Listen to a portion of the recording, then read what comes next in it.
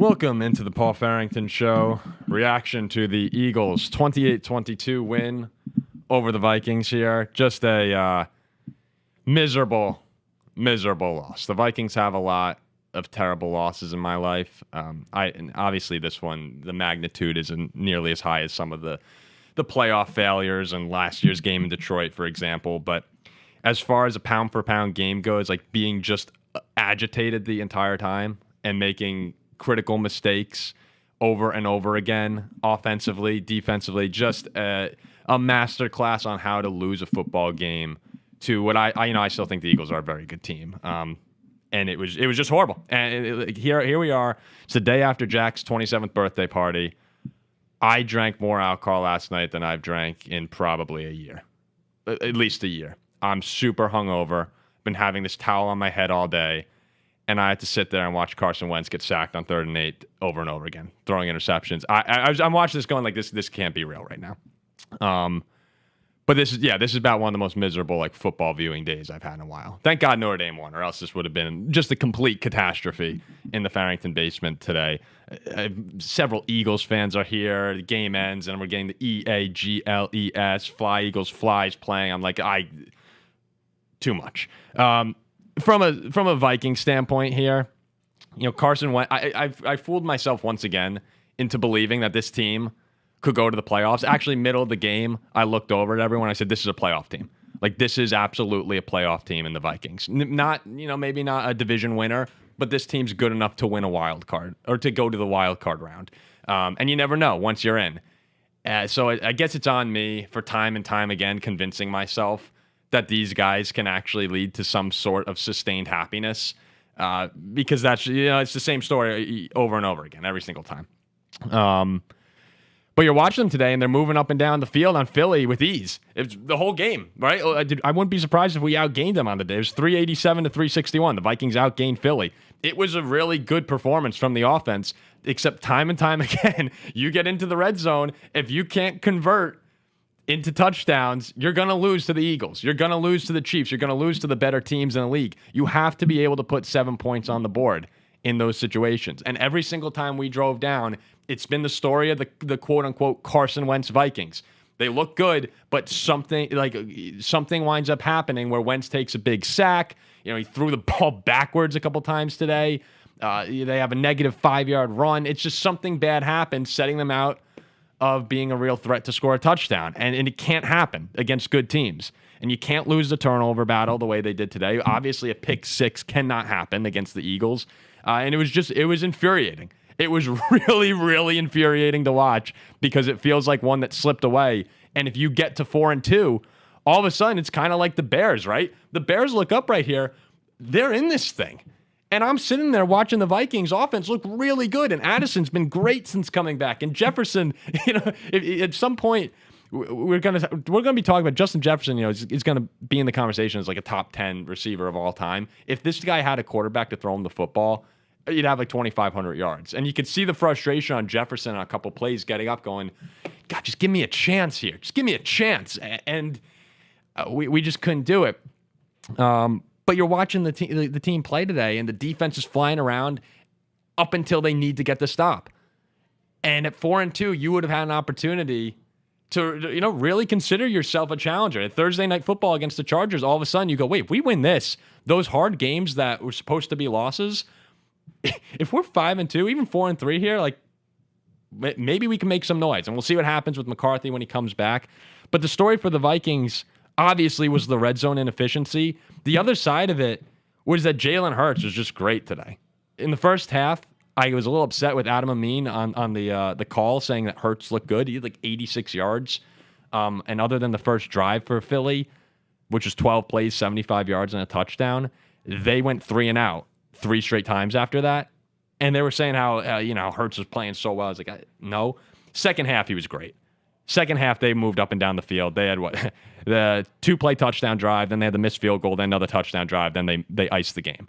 And he was magical on third down in the second half. A couple really big 3rd and 14s, 3rd and 15s, where if Jalen Hurts gets out of the pocket, he makes things happen. And today, Saquon Barkley really didn't do much today, which is kind of a weird story that we need to start actually paying attention to, like what's going on with him. 18 carries for 44 yards.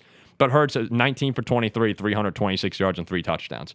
A.J. Brown, Devontae Smith were superstars today.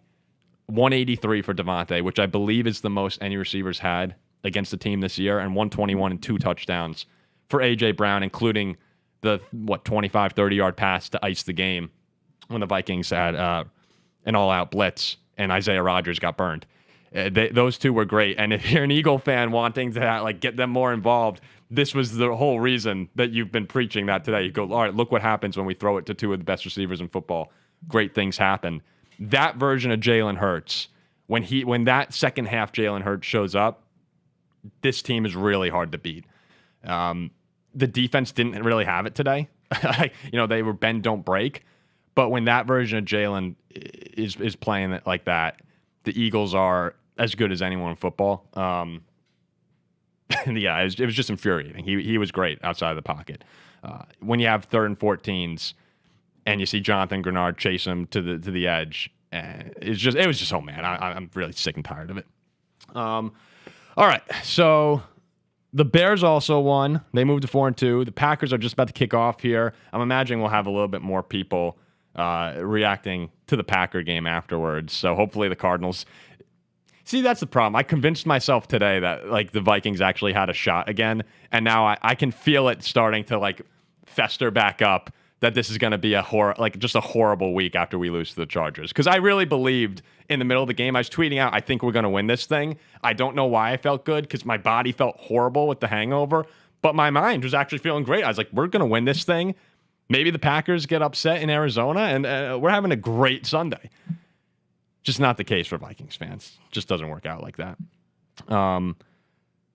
But yeah, I was really disappointed with the loss today. When you move the ball as successfully as we did up and down the field, to have all these drives that you're looking at, 16-play drive, field goal, 7 plays, 51 yards, field goal, 10 plays, 42 yards, field goal. The Vikings scored on almost every single drive today, right? We had the 2 interceptions back-to-back and 1 punt in the first half. Other than that, every single possession the Vikings had ended in points. But you need touchdowns, and they couldn't get done. Now with JJ coming back, I have to imagine, I have to hope that JJ McCarthy's playing on Thursday night. We just need to get him in the game. I think you saw today that just with adequate quarterback play, the Vikings can compete with really anybody. The defense is good enough, and the weapons are just unbelievable.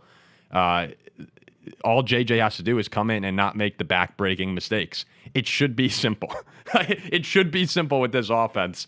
And I'm sure we'll find some creative way to make it just brutal to watch. But the Carson Wentz era, Carson's a backup quarterback for a reason. He hasn't played in a long time for a reason. And I think if we kind of zoomed out, he did his job, right? He won a couple games and kept the Vikings relevant.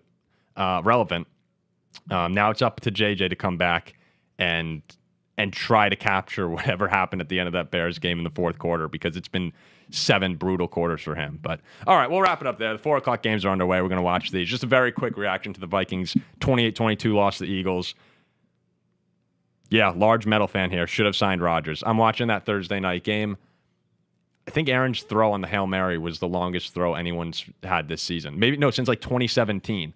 He clearly still has it. I'm so upset watching that game, Zach. I was just so upset watching Rodgers move up and down the field, going can you imagine him? Seriously, everyone listening right now, just imagine Aaron Rodgers was on the Vikings this year. Are they?